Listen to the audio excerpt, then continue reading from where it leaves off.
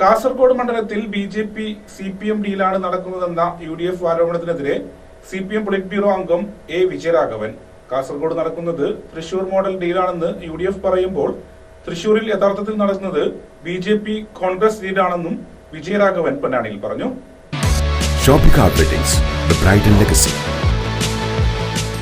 Thrissur model എന്ന് പറഞ്ഞാൽ അതിൻ്റെ അർത്ഥം എന്താണ്? തൃശൂർ മോഡൽ എന്ന് പറഞ്ഞാൽ ബി.ജെ.പിയും കോൺഗ്രസും തമ്മിലുള്ള ഐക്യല്ലേ?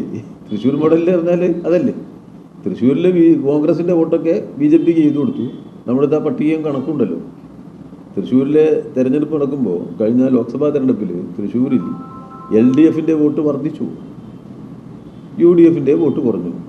UDFൻ്റെ വോട്ട് കുറഞ്ഞത് നമ്മുടെ സുരേഷ് ഗോപിക്ക് കിട്ടി. അപ്പോൾ കോൺഗ്രസിൻ്റെ വോട്ട് സുരേഷ് ഗോപിക്ക് കൊടുത്താൽ അതിന് CPMൻ്റെ ഡീലായിട്ടാണോ പറയുക? ഇതിവർ വെറുതെ പറയാ.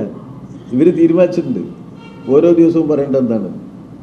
അതിപ്പോൾ ഒരു സ്ഥലത്ത് ഒരു രാവിലെ പത്രസമ്മേളനം നടത്തിയിട്ട് 9:30 പത്രസമ്മേളനത്തിൽ നമ്മുടെ പ്രതിപക്ഷ നേതാവ് അത് പറയും. 10:30 പത്രസമ്മേളനത്തിൽ നമ്മുടെ രമേശ് ചെന്നിത്തല അത് പറയും.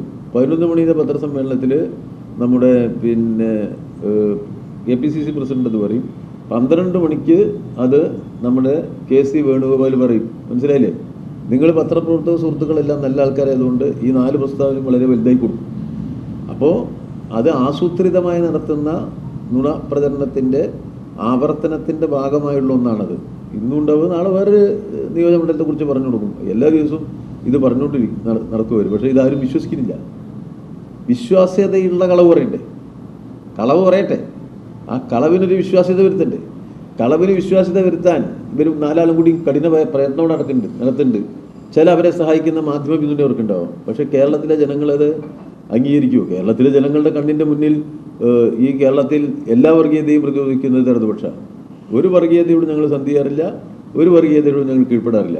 എല്ലാ വർഗീയതയോടും കീഴ്പ്പെടുകയും സന്ധിയും ചെയ്യുന്ന ആളുകളാണ് ഈ പത്രസമ്മേളനം നടത്തിയിട്ട് വഴി കൂടി പോകുന്ന ആളെ നോക്കിയിട്ട് അദ്ദേഹത്തിന് എന്തോ അപകടം ഉണ്ടെന്ന് പറയുന്നത്. സ്വന്തം അപകടക്കുഴിയിൽ സ്ഥിര താമസമാണ്.